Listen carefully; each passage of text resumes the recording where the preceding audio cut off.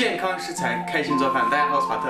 今天我们做一个香辣牛蹄，把牛蹄子要收拾干净，牛蹄子都切成小块。香辣牛蹄嘛，也不能太过于简单啊，加点玉米棒子，加点南瓜，南瓜切块，玉米也切成小薄片，生姜切片，大蒜拍一下，葱给它切成小节，再来点辣椒干，辣椒切滚刀块。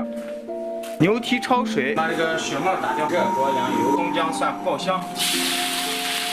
1勺豆瓣酱，来点秘制火锅料，炒香炒出原色下牛蹄，加水腌过牛蹄，酱油盐1小勺，白糖2小勺。现在烧开，我们加入到高压锅里面，加40分钟以后，再放这个玉米和我们的小南瓜。现在我们的牛蹄子压好了，我们把这个金瓜和玉米给它放进去，先下玉米，再倒金瓜，开大火收汁，先压好了，放点大火收汁，放点蒜末，青红辣椒，大火收汁出锅。